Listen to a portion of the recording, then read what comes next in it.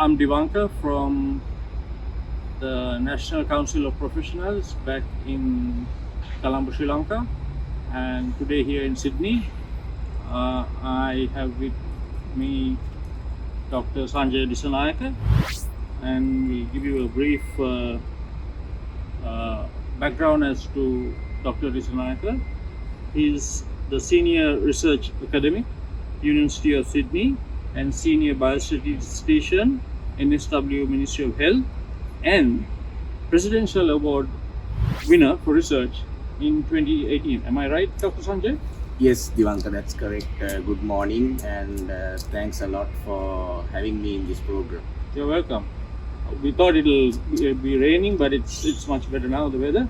So, as we always talk of things back in Sri Lanka, what is your thoughts of what's happening now? Yes, as a matter of fact, I was in Sri Lanka about 3 months ago, and I was there for about 3 months. Oh, good. And what I figured out was that the country is right now at crossroads. So it's kind of like a dilemma situation. The economy has taken a nosedive, and the people are facing tremendous issues with respect to scarcities and shortages and queues, and it's mainly because there is a foreign exchange issue over there, and I think the necessary authorities should find instant or rather a quick remedy as part of the solution in order to address the problem. All right. Yeah, because everybody seems to be worried and about what might happen tomorrow. Would we have fuel tomorrow? Would we have gasoline and the prices of food and everything?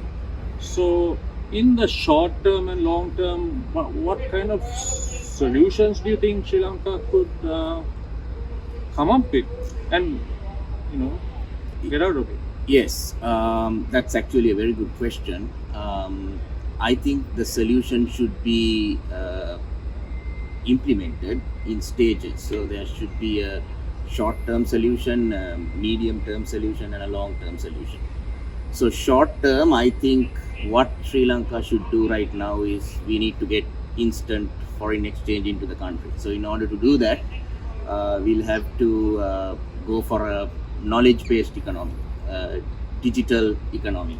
So in order to do that, the government needs to take the necessary measures, and we need to start in getting more and more BPOs into the country, as well as get some of these leading foreign banks into the country from countries where they have deep pockets of foreign exchange, like Japan, Australia, Germany, and Saudi Arabia, and all these places.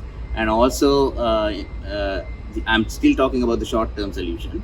The other thing is, they need to get foreign students to come to Sri Lanka, and that way we will be getting instant dollars into the country. Then medium term, we'll have to go to the IMF and try to reschedule the debt payments. But even in the short term, Dr. Sanjay, for foreign investment to come in, wouldn't we need more confidence in the regime back in Sri Lanka? Yes, you are absolutely correct. The money? Yes, you are absolutely correct, Divankar. And in order to do that, we need to make sure that foreign governments have faith in our system. There is reconciliation, there is democracy, and we are firmly committed towards all those political ideologies, as well as social ideologies. As well as I think we need to have an investment-friendly environment in the country, and our foreign policy should be geared up to meet all those requirements. Yeah. So those are the things that we need to do in the short term. They need to be done pretty soon, within the next 1 or 2 months, I would say. And then medium term, what we need to do is, as I mentioned earlier, we need to go with IMF and try to reschedule the debt payments.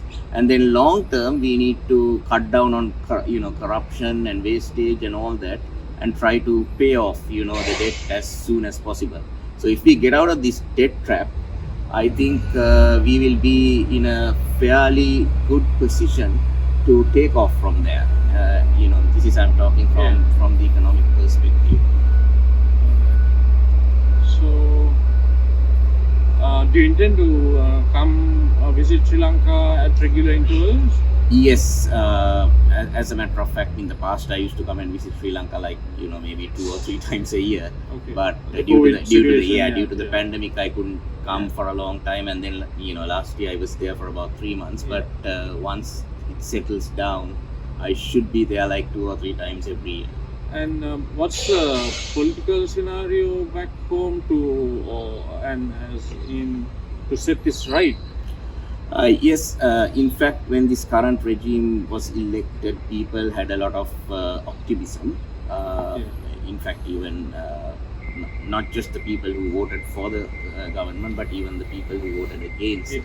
They felt that something positive would happen, and for some reason, I don't know what it is, but it seems like they have not been able to come to terms with this current pandemic, as well as the the economic crisis. So I think in order to come up with some solutions, I think what I proposed would be a good starting point. But it seems like still the government is like trying to figure out what needs to be done, and then there are certain parties, I don't want to mention names, but they are talking about getting foreign exchange from the Sri Lankan diaspora living abroad, which is not a pragmatic solution. So I think the ideal way to go about is to come up with a digital economy, a knowledge-based economy, because that's, I think, the best solution, and that's what is happening throughout the world right now. And it seems like the party led by the leader of the opposition, it seems like they have heeded to the proposals and the requests made by the global community of intellectuals and professionals who are Sri Lankan by nature, as well as by birthright. And seems like they are going about following what all those people have proposed. And they've started these programs such as the Sakpala program, where they are trying to build up the digital literacy of students in the schools who haven't got the necessary components that they need in order to become techno savvy. And also by by introducing new digitized apparatus into the hospitals. I think through that Vipakshiya Husma program or whatever, I think they are on the right direction, and hopefully they will implement those things one day, if by any chance, when they come into power. Basically that's what I'll have to say at this moment. Okay, fine. Thank you. Thank you for your time, Dr. Sanjay. You're most welcome. And I think we'll now head off and have a few coffees. Sure, no worries. Thank you. You're welcome.